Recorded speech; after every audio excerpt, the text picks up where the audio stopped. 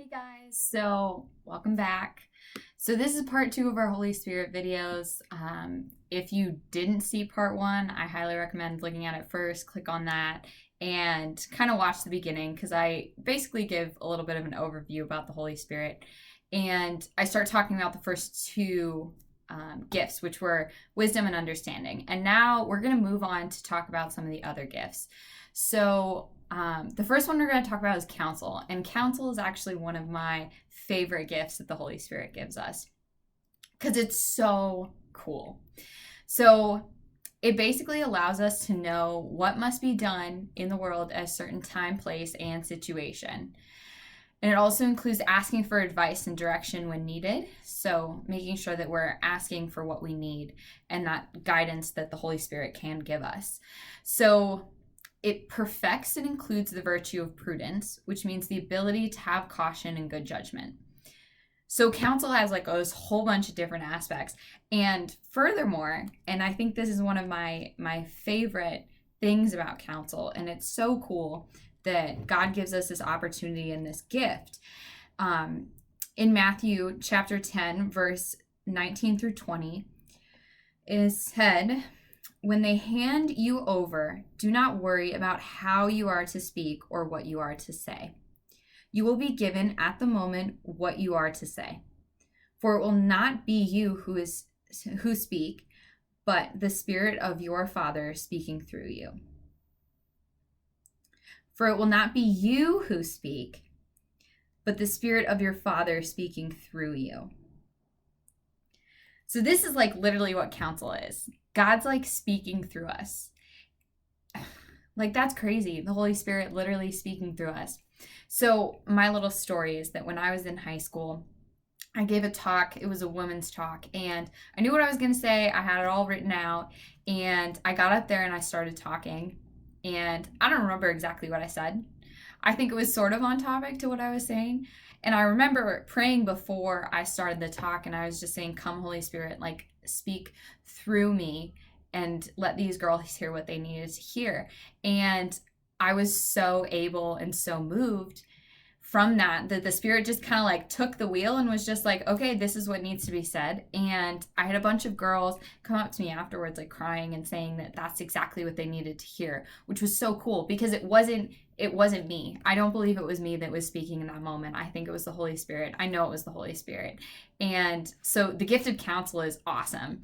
And like the Holy Spirit can take control in those moments.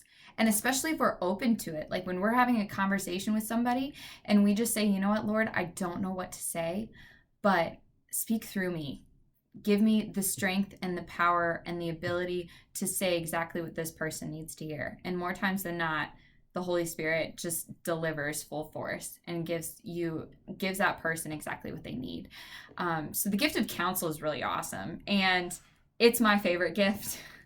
One of my favorite gifts because I feel like I relate to it the most. It's something that I really see a lot in my life. So next up is fortitude. So fortitude enables us to overcome difficulties and endure pain and suffering of this world with the strength and the power from the Holy Spirit and God. So we are able to overcome difficulties, endure pain and suffering with the strength we get from the Holy Spirit. So it allows us and challenges us to be inspired and energized to take on great tasks and challenges without fear, which obviously, like saying that, take on great tasks and great challenges without fear, like that's really difficult. And it's something that most of us struggle with. And so this gift kind of talks about God giving us that strength, that ability, and that power. We just have to trust Him. So I mean, we have to recognize our weaknesses and limitations and rely on the Holy Spirit to give us strength, especially when we're lacking in some area. Like making sure that we're asking God for the grace to, improve that part of our life. So to really cultivate this gift, we need to live out our faith without fears through fortitude, and the Holy Spirit equips us to do that. So the activities, exercises, routines, and the growth we take on in our faith requires fortitude and strength we can get from the Holy Spirit. So the things that we do require fortitude, but it also cultivates our fortitude because as we start to get stronger in our faith, we're starting to be able to handle more suffering and handle more of what this world has to bring and understand how to combat it and how to be the best Christians and Catholics that we can be. So, and, you know, in that situation, like giving us strength, I always found it super powerful when people say at the end of their prayers, like, "Come, Holy Spirit." That's such a powerful phrase. And that's something that I'm going to talk about in the third video. But like, come, Holy Spirit, come give me the strength and the power, the fortitude to be the daughter of Christ you want, the son of Christ you want, brother and sister, you know, like all the things that we're asking for to be better at. Like, Lord, give us that strength and that grace.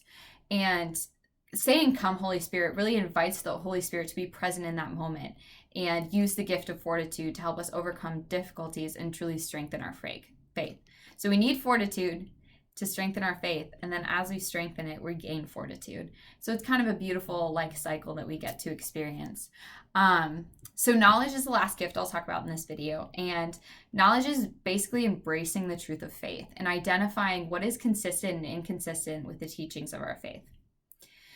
However, you know, the church principles, the teachings mean nothing without action. So I could sit here and read off the catechism from memory, but if I don't live it out, it doesn't matter.